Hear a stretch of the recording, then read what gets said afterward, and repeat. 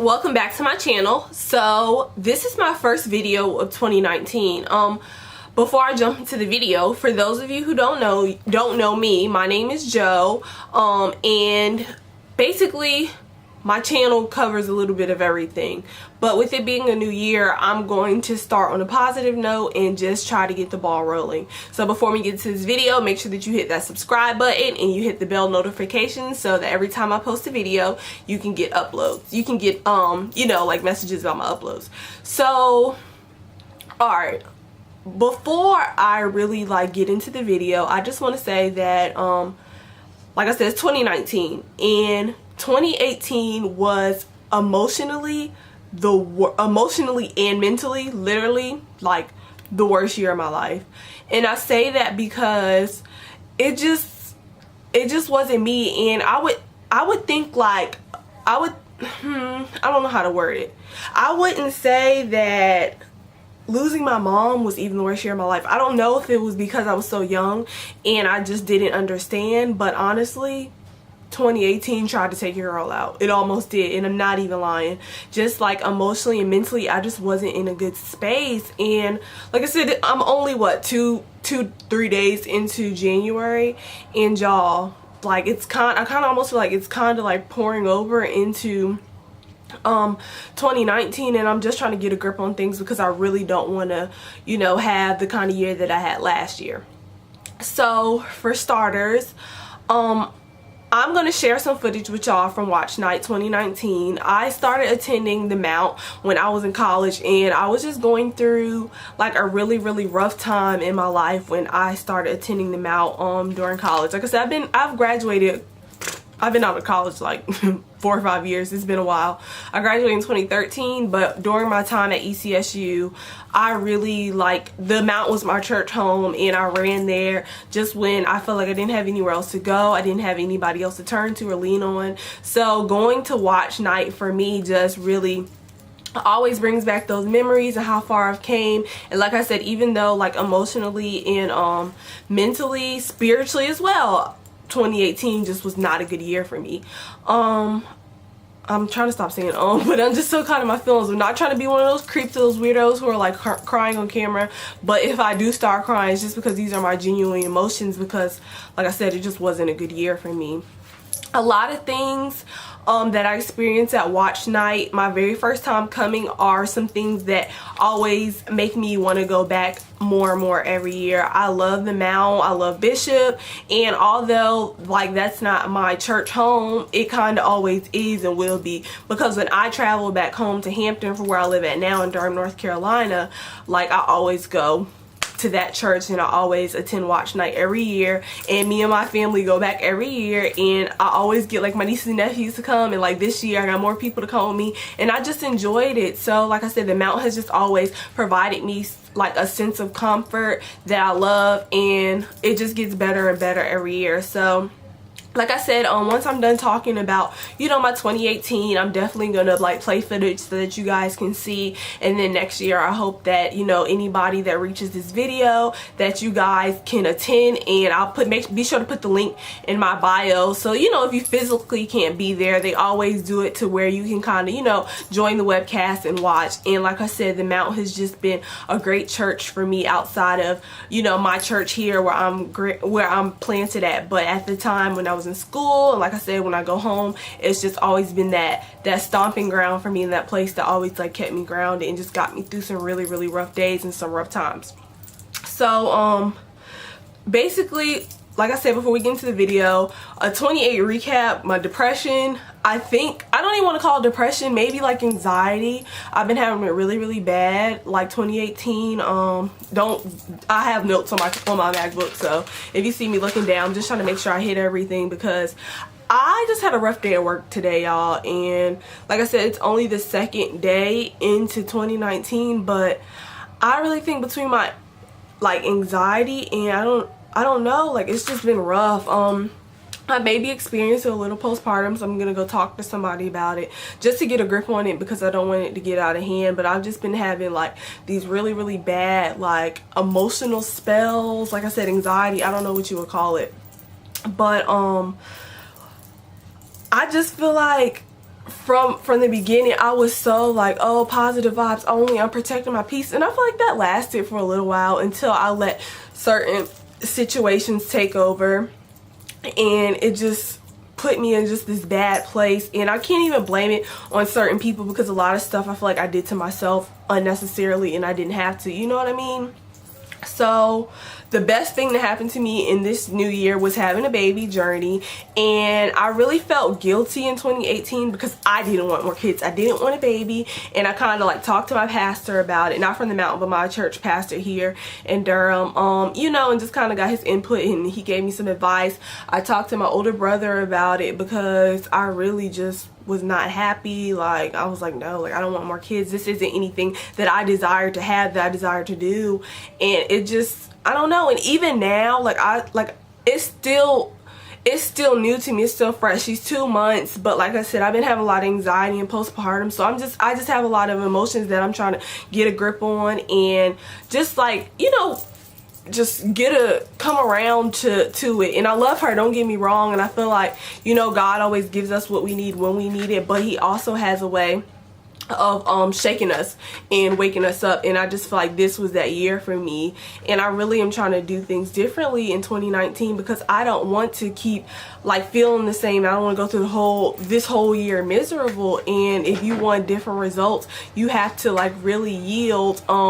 You really have, if you want to yield different results, you really have to try like different methods and stuff. So spiritually, I wasn't who I normally was this year. Like I said, I feel like maybe it started off good, but it just was like a decline, just getting caught up in life and my fleshly self.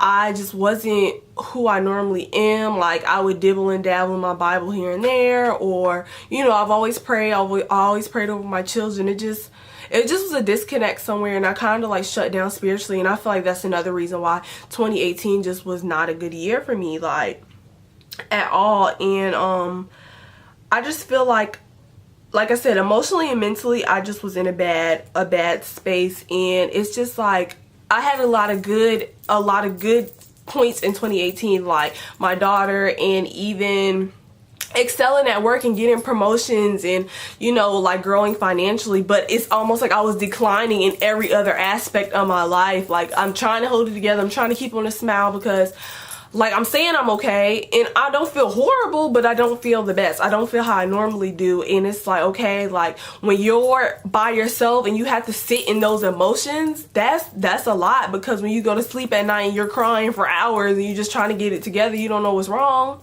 Like, there's a disconnect somewhere. So I just feel like this year I really have to like get a grip on that and like check myself, and just, like I said, talk to somebody about it, because I don't want it to become this big thing, and I'm not afraid to admit that. I want to talk to somebody. Like I said, it's like, it's something, but I don't really know what it is. And I have an idea, and I wrote down all my goals, and I wrote down the things that made me happiest and the things that made me sad. And it's kind of like, when I wrote down the things that made me happy versus the things that made me sad in the year, like the things that made me super happy were like big life changes and stuff like that, but the list of things that made me upset was way longer than the list of things that made me happy. And I just had to kind of check myself and just be like, yo, like, why are you torturing yourself like this? You don't have to. Like, what are you doing?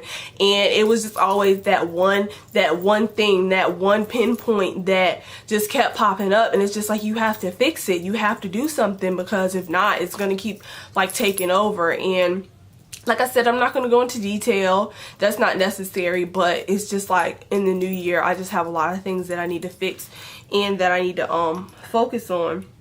This year is like a fresh start, and just like I said, I just know where I want to be at the end of the year. And I'm gonna do another video and share like my goals and some things, like I said. But right now, like I said, all that's not important.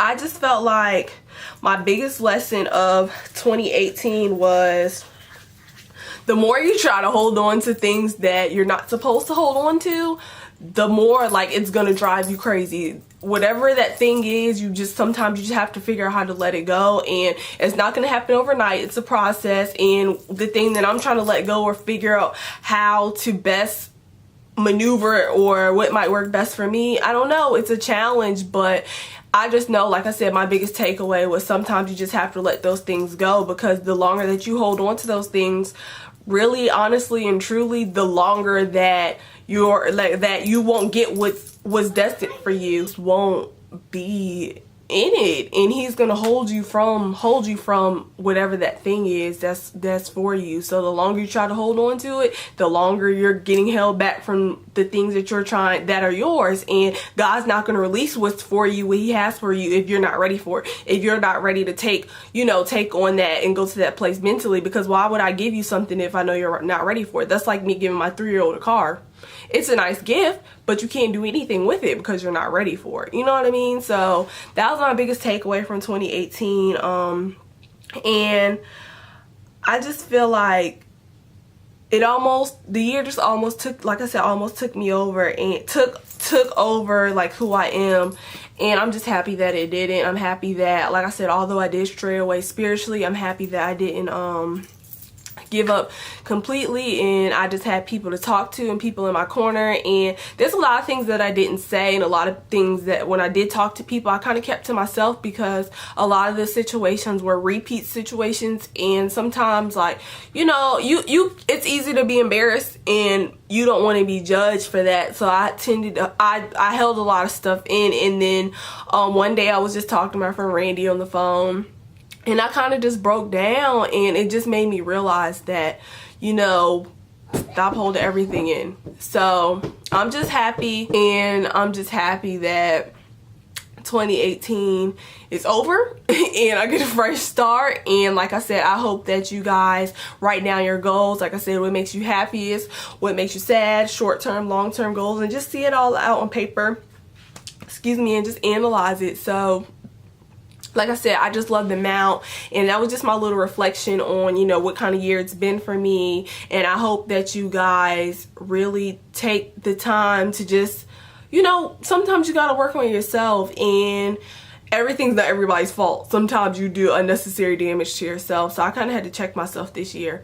But all in all, like I said, I'm just happy that it's over. I get a fresh start. I'm healthy. God allowed me to see another 365, and that's just where I'm at. So I'm going to end this video here, and just basically, like the little lesson that Bishop shared with us. And it's the year of expediency. I want to keep saying Expedia. I don't know why, but I think he said expediency. If I'm saying that correctly, I'll, make sure I put all the correct stuff and, fix it up. But I hope that you guys enjoy the footage from Watchnight, and don't forget to subscribe to my channel, and I'll see you guys in my next video. Y'all show them up, right? Y'all know that, right? That was good. That was good. But I need everybody to stand to their feet, those that can and will. For the senior site pastor of the Mount Chesapeake.